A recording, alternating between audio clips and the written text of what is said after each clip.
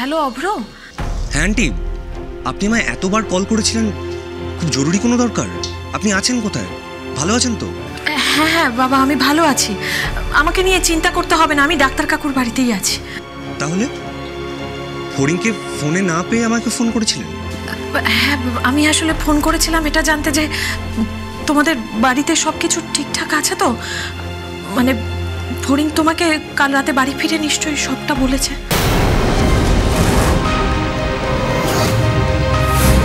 হ্যাঁ আন্টি, ফড়িং আমায় সবটাই বলেছে।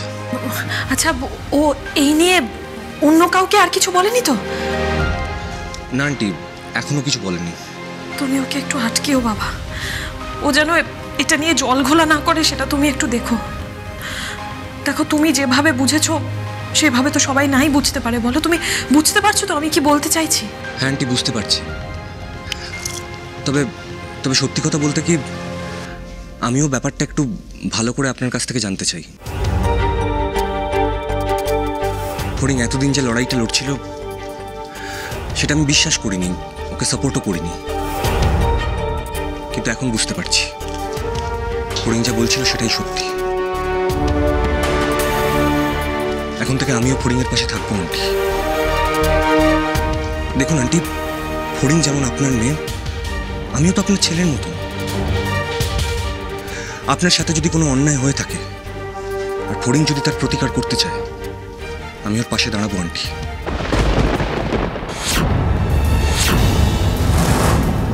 আপনার সাথে হওয়া অন্যায়ের প্রতিকার ফড়িং করতে চায়, তার মানে কি রাধার সঙ্গে কথা বলছে নাকি বাবু? ও বিশ্বাস করতে শুরু করলো কবে থেকে যে আমি রাধার সঙ্গে কোনো অন্যায় করে থাকতে পারি?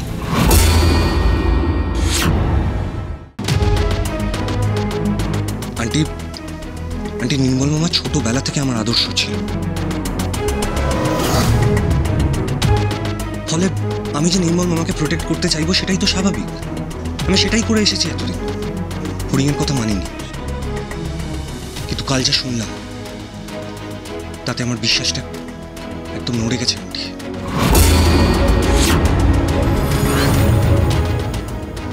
এবার আমি সবটা পরিষ্কার করে নিতে চাই আন্টি।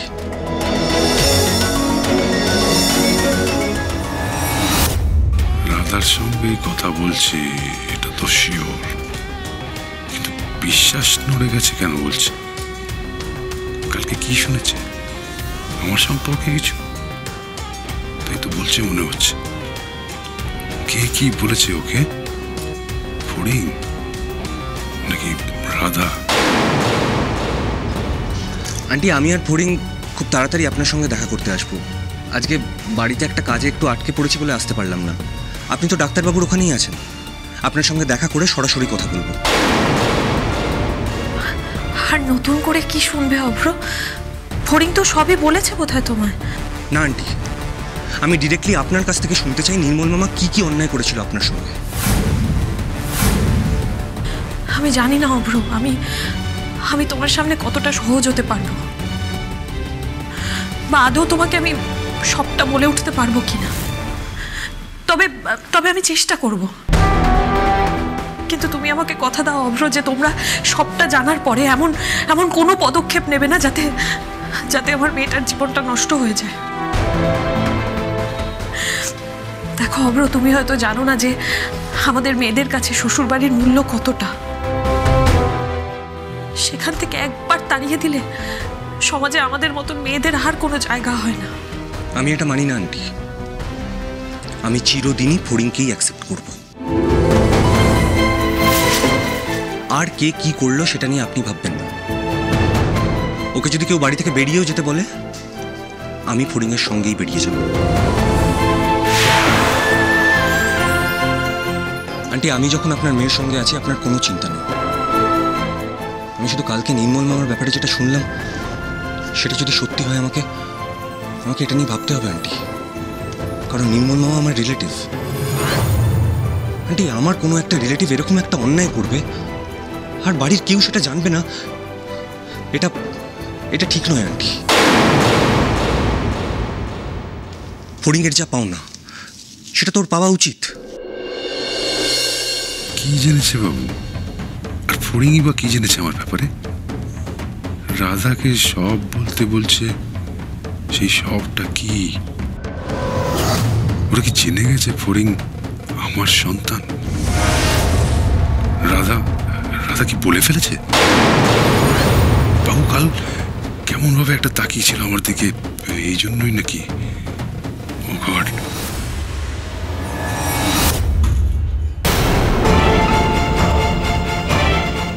কে কে ওখানে? কি হয়েছে অভ্র? না না, কিছু না। আপনি কি ফড়িংয়ের সাথে একটু কথা বলবেন? ও তো আমার ওপর রেগে আছে, ও কি কথা বলবে আমার সাথে? না আন্টি, ও আপনার ওপর রেগে নেই। আপনি আপনি ধরে থাকুন, আমি ফড়িংকে দিচ্ছি। ফড়িং ফড়িং ফড়িং সোনা, আমি তো আজকে পুরো ফ্যান হয়ে গেলাম তোমার। বাপ রে বাপ! হ্যাঁ, তুমি আজকে কি করলে? মানে এরকম একটা সিচুয়েশন তুমি হ্যান্ডেল করে দিলে। আরে পৌশালীকে একদম গো হারান হারিয়েছো। ঠিক হয়েছে, মুখটা দেখেছো? আজকে আমি কি হ্যাপি, আমি কি বলবো। মাই গড, আমার এত আনন্দ হচ্ছে ভেবে আমি আর বোঝাতে পারবো না। দি ভাই কি করছো, কি আসতে বলো। মা মেজমা আবার শুনলে তিনজন মিলে বকুনি খাবো। এই মেজা, তুই চুপ কর তো। আমাকে কে বকবে? হ্যাঁ, আমি নয় বকুনি টকুনি না ভয় পাই না। আরে বাবা, আমি কিছু ভুল বলেছি না ভুল করছি? হ্যাঁ, সবাই তো পৌশালীকে নিয়ে ভীষণ বাড়াবাড়ি করত।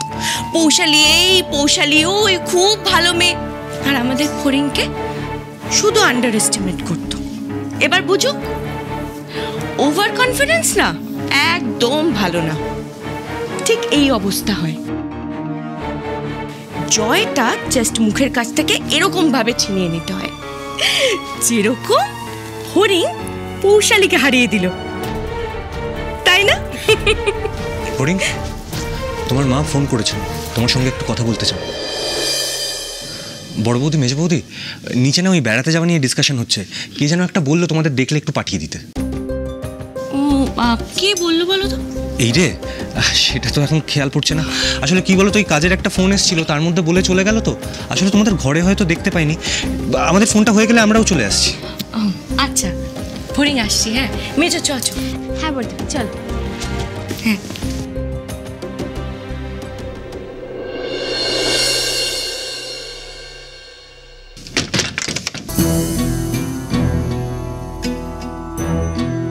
ফড়িং, নাও কথা বলো। কি কথা বলবো মায়ের সাথে? মায়ের গলাটা শুনলেই তো আমার কষ্ট হবে। তাও একবার কথা বলো ফড়িং। কাল থেকে তো বোধহয় একবার ফোনও করোনি মাকে।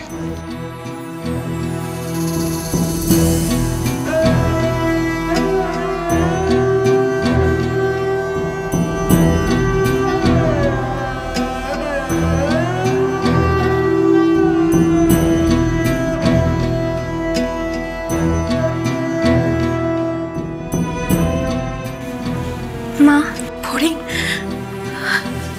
আমার সাথে কথা বলতে তোর কষ্ট হচ্ছে মা?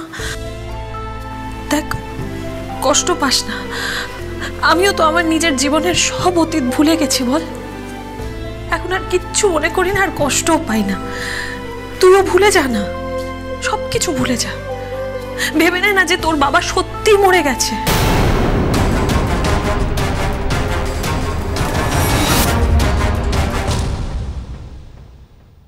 রাতারাতি আমাকে ফাঁসিয়ে দিল। ফড়িং, ফড়িং, তোমার